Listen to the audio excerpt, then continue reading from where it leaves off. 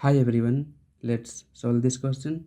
Okay, in an examination, 80% of students passed in English, 70% of students passed in Hindi, and 15% failed in both the subjects.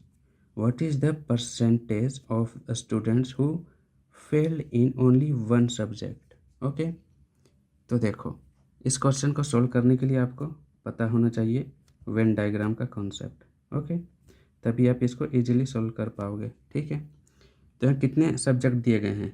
English and Hindi means 2 subject. Okay, means हम 2 circle बनाएंगे उनके लिए। Okay, तो देखो English है, English के लिए ये वाला सर्कल ले लेते हैं, और ये है हिंदी, हिंदी का सर्कल। ठीक है, इंग्लिश में क्या कहता है? 80% स्टूडेंट पास कर जाते हैं। चलो भाई 80% को पास करवा दो। ठीक है, हिंदी में क्या है? 70% ऑफ स्टूडेंट पास हो जाते हैं। ठीक है भाई, ओके।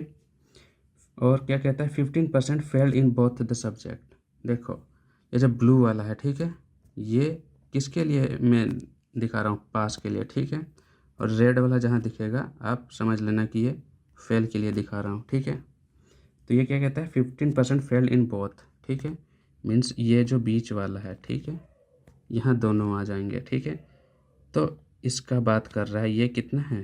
15% फेल वाला है। ओके, तो अब देखो आगे क्या कहता है? What is the percentage of student who fail in only one subject. ठीक है, ये तो दोनों सब्जेक्ट का है ना, बोथ का, मगर यहाँ हमें वन का निकालना है। ठीक है, उसका परसेंटेज। तो देखो उसके लिए हमें फाइंड करना पड़ेगा कि इंग्लिश में कौन फेल हुआ है और हिंदी में कौन फेल हुआ है। ठीक है, तो देखो अगर इंग्लिश में 80% पास हुए हैं, 80% पास हुए हैं, ठीक है, तो फेल कितने हुए होंगे? सिंपल सी बात, बाकी बचे उतने फेल हुए होंगे, मीन्स बाकी के जो 20% हैं वो इंग्लिश में फेल हुए होंगे। ठीक है, अब इधर देखो 70%। ठीक है, तो 70% तो पास हैं हिंदी में, मगर फेल कितने हुए होंगे?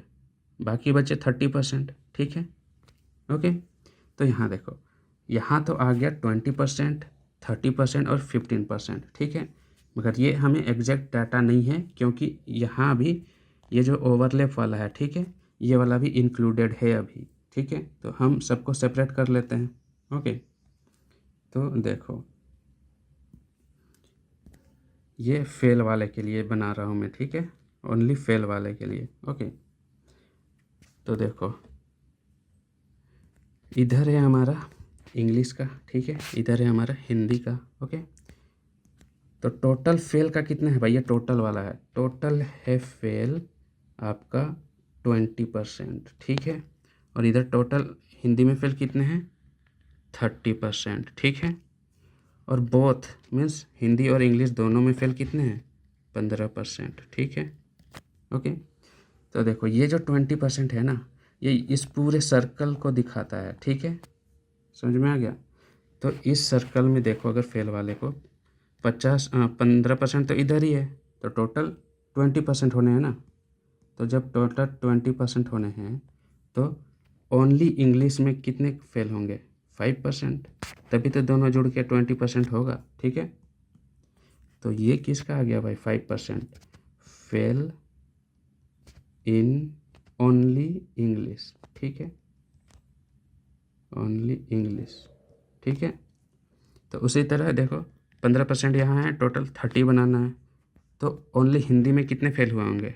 और 15। ठीक है, 15 15 30 हो जाएगा। ठीक है, तो ये किसका है? 15% उन स्टूडेंट का who failed in Hindi only, Hindi only. ठीक है, तो अब देखो क्वेश्चन में हमारा यही पूछा है, what is the percentage of a student who fail in only one subject. ठीक है, मीन्स ये 15 वाले को कंसिडर करना ही नहीं है। ओके, ओनली वन है, उसको कंसिडर करना है, means only English, Hindi only, means only Hindi और ओनली इंग्लिश, मीन्स किस पे फोकस करना है हमें? ये 5% और ये 15%। ठीक है, तो कितना हो जाएगा? इन दोनों को ऐड करोगे तो हो जाएगा हमारा 5 और 15 20%, ठीक है। तो 20% वैसे स्टूडेंट हैं जो किसी न किसी सब्जेक्ट में फेल हुए हैं, या तो इंग्लिश में या तो हिंदी में। ओके, तो हमारा आंसर क्या हो जाएगा? 20% means option number B. Okay.